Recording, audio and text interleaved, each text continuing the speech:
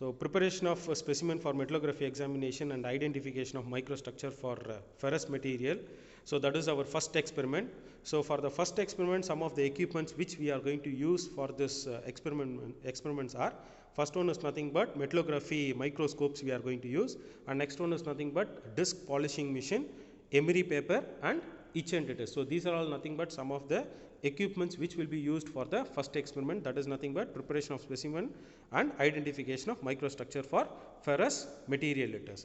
And next one is nothing but what are all the metals which is used, or what are all the material which is used for the metallography examination. Means here two specimens are kept, one is nothing but a mild steel, another one is, this one is nothing but a mild steel, and you can see the surface of the mild steel, it is somewhat irregular, and what is it, some corroded portions are there, and this one is nothing but the cast iron it is. So how this mild steel specimen, how the surface of the mild steel specimen will be converted into a fine surface or a plain surface with glancy finish. Okay, all those things we will be explaining. Okay, so first one is nothing but preparation of a specimen. So how to prepare, preparation of a specimen, how to prepare this specimen, well, that plays a very vital role. So initially what we are going to do is like we are going to follow 5 steps. What is that 5 steps means? First one is nothing but selection of specimen, grinding, fine grinding, polishing and etchant. Okay, so these are all nothing but 5 important steps which has to be followed for conducting this experiment it is. Yes sir. So first what we are going to do is like selection of specimen. Before starting the experiment, we have to select the specimen. We have to make sure that the specimen is homogeneous in composition and the crystal structure, because these two parameters are very important. That is nothing but the specimen should have homogeneous in composition and crystal structure. That is very important. And the specimen, those surface has been prepared, that are called as microsuctionators. The specimen which is mainly involved to obtain that micro analysis, right, that is called as microsuctionators. So let us go for the grinding process. So grinding is nothing but it is a process of removing a small amount of material from the surface from the given metal it is. So just you can see that how the grinding is done by using this emery paper. Yes sir. So first there are different types of emery papers are there. Depending upon the grade, we are going to differentiate the emery paper.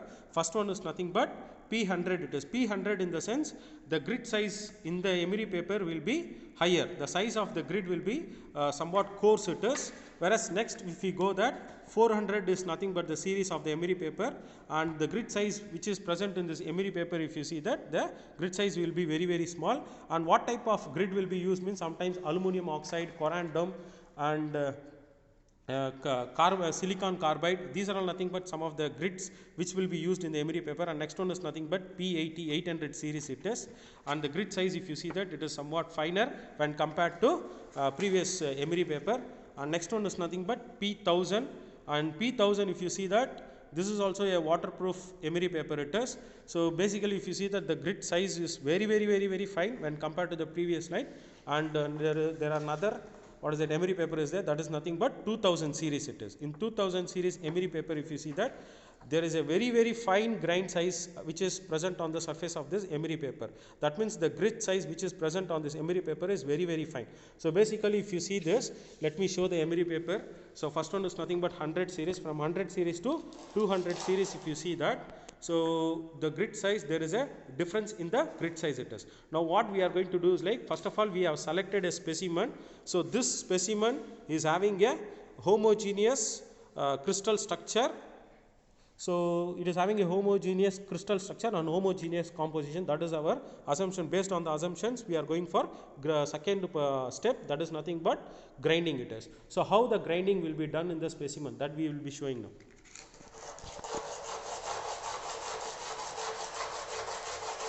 So the grinding has to be done, okay, exactly in the linear direction.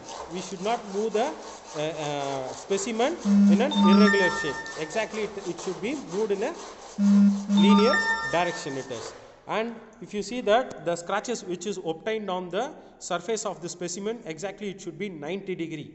90 degree it should be there. Next what we are going to do is like, next we are going to go for another grinding.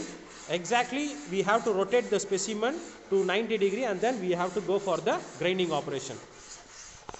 So now when we are going to do this grinding operation, whatever scratches which was present in the previous grinding operation, that will be removed, and whatever scratches which was obtained, the fresh scratches will be obtained by this emery paper. Once again, once we get this fresh scratches, once again we will be going to the second, third emery paper.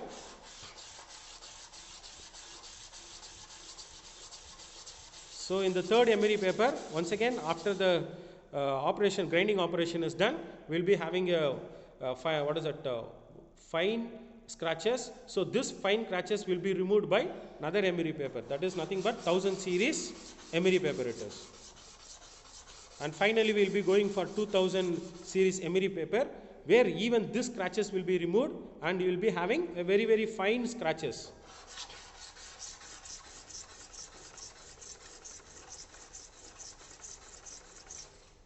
Okay.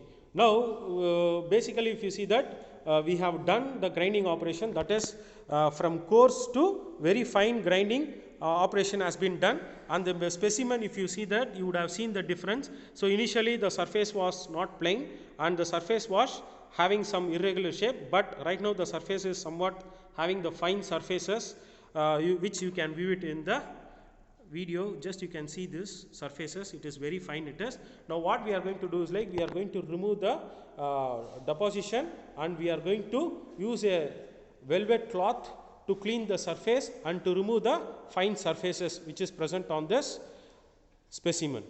And next, after removing this scratches which is present on the surface of the specimen, finally what we are going to do is like, we are going to add some types of etchant it is. There are different types of etchants are there for different material, whereas for ferrous material we are going to use the composition of etchant are 2 cc of nitric acid and 98 cc of ethanol. So these chemical composition will be used for the, just you can see that some of the chemicals which is used.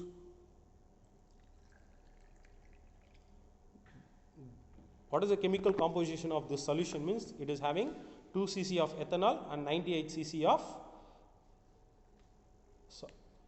2 cc of nitric acid and 98 cc of ethanol it is. So mainly this composition of chemical is used for iron and steel, steel and grey cast iron. Okay, only for ferrous material we are going to use, whereas for non-ferrous material we are going to use different chemical composition.